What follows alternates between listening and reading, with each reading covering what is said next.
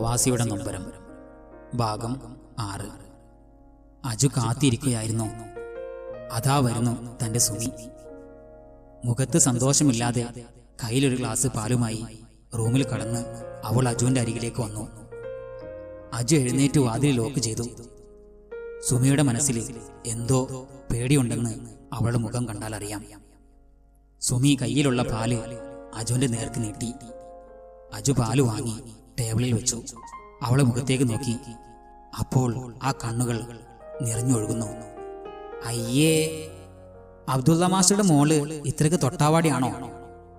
കുറച്ചൊക്കെ ധൈര്യം ഉണ്ടാവുമെന്ന് വിചാരിച്ചു. എനിക്ക് തെറ്റി. സുമി മോളെ, നീ കരയുന്നത് എന്തിനാ? വാ, ഇക്കാക്കാനെ നോക്ക്. കണ്ണു തുടച്ച് സുമി അജുവിന്റെ മുഖത്തേക്ക് നോക്കി. ഇക്കാ.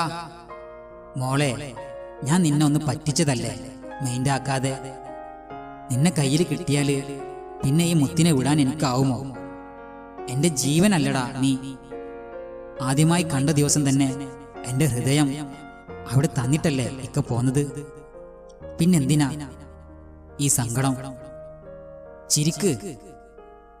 അവൾ അവനെ നോക്കി ചിരിച്ചു.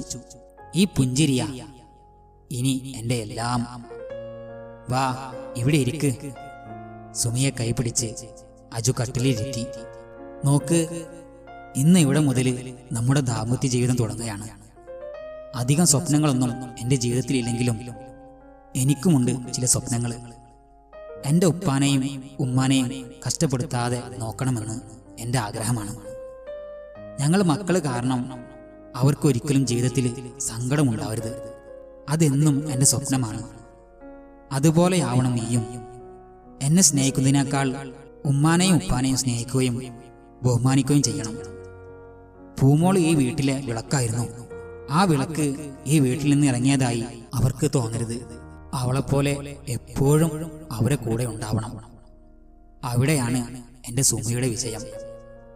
എൻ്റെ സന്തോഷങ്ങൾ ദുഃഖങ്ങളെല്ലാം പങ്കുചേർന്ന് നമ്മുടെ ഈ കൊച്ചു ജീവിതം സ്വർഗമാക്കാൻ ഇനി നിനക്ക് കഴിയണം.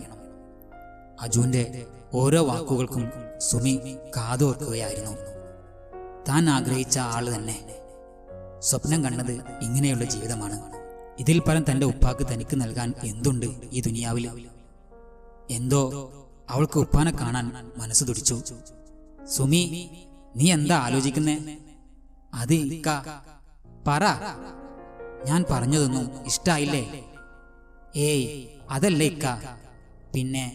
പിന്നെന്താ? എന്റെ ഉപ്പയിലൂടെ എനിക്ക് റബ്ബ് നൽകിയ ഈ സൗഭാഗ്യം, അതിനെക്കുറിച്ച് ഓർത്തതാ ഞാൻ. അൽഹംദുലില്ലാഹ്. അവളുടെ വാക്കുകൾ അജുവിന്റെ മനസ്സിനെ കോരിത്തരിപ്പിച്ചു. അവളുടെ മുഖം കയ്യിലെടുത്ത് അവൻ ആ നെറ്റിയിൽ തന്റെ ചുണ്ടുകൾ അമർത്തി. നീയാണ് എന്റെ ഭാഗ്യം സുമി. അജ്മലിന്റെ കുടുംബം സന്തോഷത്തോടെ മുന്നോട്ട് പോയിക്കൊണ്ടിരുന്നു. അതിനിടയിൽ സൽക്കാരങ്ങളും മറ്റും നടന്നുകൊണ്ടിരുന്നു. ഉമ്മാക്കും ഉപ്പാക്കും സുമി സ്വന്തം മോള് തന്നെയായിരുന്നു. അജു ലീവ് കഴിഞ്ഞ് ജോലിക്കായി ഇറങ്ങി. എല്ലാവരെയും സ്നേഹിച്ചും ബഹുമാനിച്ചും ആ വീട്ടിലെ പ്രകാശമായി മാറാൻ സുമിക്ക് അധിക ദിവസം വേണ്ടി വന്നില്ല. സന്തോഷപ്രദമായ തങ്ങളുടെ ജീവിതത്തിലേക്ക് സുമയുടെ ഇക്കാക്ക സുൽഫി അദ്ദേഹത്തിന്റെ ഫ്രണ്ട് മുഖേന ഒരു വിസയും കൂടെ ശരിയാക്കി. പോകുന്ന തീരുമാനം അജുവിന് വിട്ടുകൊടുത്തു. സുമിക്ക് താല്പര്യമില്ലായിരുന്നു. അവളെ വിട്ടുപോവാൻ അവനും. പക്ഷേ തന്റെ കടങ്ങൾ വീട്ടണം. എന്താവശ്യമുണ്ടെങ്കിലും സുമയുടെ വീട്ടില് ഉണ്ട്. അവർ തനിക്ക് എന്തും തരാമെന്ന് പറഞ്ഞതാണ്. പക്ഷേ എന്റെ സുമിയാണ് തന്റെ ധനം. അവൾക്ക് പകരം വെക്കാൻ അബ്ദുള്ള മാസ്റ്ററുടെ അടുക്കൽ ഒന്നുമില്ല. അതുകൊണ്ട് അവളുടെ വീട്ടിൽ നിന്ന് തനിക്കൊന്നും വേണ്ട. ഈ ശരീരത്തിന് അള്ളാഹു ശക്തി തന്നാല് താൻ എല്ലാം ഉണ്ടാക്കും, ഇൻഷാ അള്ളാഹ്. എന്തായാലും സുൽഫിക്ക പറഞ്ഞ ആ വിസക്ക് പോവുക തന്നെ അവൻ ഉറപ്പിച്ചു. ഇന്നേക്ക് തന്റെയും സുമയുടെയും കല്യാണം കഴിഞ്ഞിട്ട് 1 മാസം. നാളെ രാവിലെ ഞാൻ പ്രവാസ ലോകത്തേക്ക് തിരിക്കുകയാണ്.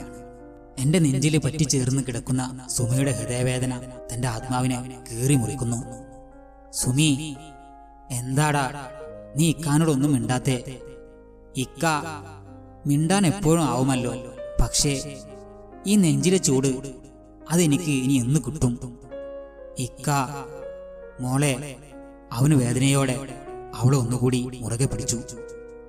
ഇക്കാനോട് പൊറുക്കു മോളെ. ഇക്ക വേണ്ട, ഇങ്ങനൊന്നും പറയരുതേ. ഇക്കാന്റെ സുമിക്ക് കിട്ടിയ ഭാഗ്യമല്ലേ എന്റെ ഇക്ക. സുമി അവരെ നെഞ്ചോട് ചേർത്ത് അവൻ പൊട്ടിക്കരഞ്ഞു. ഏയ്, കരയാൻ പാടില്ല താൻ. പെട്ടെന്ന് കണ്ണു തുടച്ച് അജു. സുമി, ഉമ്മാനെയും ഉപ്പാനെയും നിന്നെ ഏൽപ്പിക്കുകയാണ്. എല്ലാം ഓക്കെ ആക്കിയിട്ട് ഇക്ക ഉടനെ വരും കേട്ടോ. കാത്തിരിക്ക് എന്റെ സുമി. പിറ്റേന്ന് രാവിലെ അജുവിന്റെ യാത്രയപ്പ്. വീട് നിറയെ ആളുകള്. പൂമോള്, ഭർത്താവും വീട്ടുകാരും, സുമിയുടെ വീട്ടുകാര്, അജുവിന്റെ നിഴലായി നടന്ന കൂട്ടുകാര്, ഉപ്പയും ഉമ്മയും, അജുവിന്റെ ജീവനായ സുമി. എല്ലാവരെയും നോക്കി സലാം പറഞ്ഞ് പുഞ്ചിരിച്ച് അജു വീട്ടിൽ നിറങ്ങി. വണ്ടിയിൽ കയറി അവനൊന്ന് നോക്കി. ഉപ്പാന്റെ പിറകില് തന്റെ സുമി. അവന് കണ്ണുകൾ ഇറുക്കി അടച്ചു. സുഹേൽ, വണ്ടിയെടുക്ക്, വയ്യ ആ മുഖം കാണാൻ. അങ്ങനെ പ്രവാസ ലോകത്തിന്റെ അതിഥിയായി നമ്മുടെ അജ്മലും. ഫ്ലൈറ്റിൽ കയറി അജു ഒന്നുകൂടെ തിരിഞ്ഞു നോക്കി. തൻ്റെതെന്ന് പറയാൻ ആരെങ്കിലും ഉണ്ടോ? ഇല്ല, ആരുമില്ല കൂടെ. താൻ പോലും അറിയാത്ത ഒരുപാട് പേര്. തന്റെ നാടും വീടും എല്ലാം വിട്ട് ഞാനും പോകുന്നു. പൊന്നു വിളയുന്ന നാടെന്ന് നാട്ടുകാരും വീട്ടുകാരും വിശേഷിപ്പിക്കുന്ന ആ മരുഭൂമി മണ്ണിലേക്ക് തനിക്ക് കിട്ടിയ സീറ്റിലിരിക്കവേ അവൻ ആലോചിച്ചു, ഇനി എന്നാണ് ഈ നാട്ടിലേക്ക് എത്തിപ്പെടാൻ കഴിയുക? അറിയില്ല ഒന്നും. അവന്റെ ശ്രദ്ധ പിടിച്ചു പറ്റിയതുപോലെ അടുത്തിരിക്കുന്ന ആള് വിശേഷങ്ങൾ ചോദിക്കാൻ തുടങ്ങി. നാടെവിടെ, വീടെവിടെ, അങ്ങനെ പലതും. കൂടെ അദ്ദേഹത്തിന്റെ കഥകളും. അദ്ദേഹം ഒരുപാട് നാളായി പ്രവാസിയായിട്ട്. പ്രവാസ ലോകത്തിന്റെ ഓരോന്നും അവന് മനസ്സിലാക്കി കൊടുത്തു അദ്ദേഹം. അവന്റെ മുഖം ശ്രദ്ധിച്ച അദ്ദേഹം അവനെ സമാധാനപ്പെടുത്തി. പേടിക്കാനൊന്നും ഇല്ലടാ, ഇതൊരു ശീലമായിക്കോളും. അങ്ങനെ ഒരുപാട് കാര്യങ്ങൾ സംസാരിച്ചു. അവർ നല്ല കൂട്ടായി. നീണ്ട 6 മണിക്കൂർ യാത്രയിൽ സൗദി എയർപോർട്ടിൽ അവർ കയറിയ ഫ്ലൈറ്റ് വന്നിറങ്ങി. കഥയുടെ ബാക്കി ഭാഗം ഇൻഷാ അല്ലാഹ് തുടരും. നല്ലത് പറയുവാനും നല്ലത് കേൾക്കുവാനും അല്ലാഹു നമുക്ക് തൗഫീഖ് ചെയ്യട്ടെ. ആമീൻ. റഹ്മതിക യാ അർഹമർ റഹീമീൻ.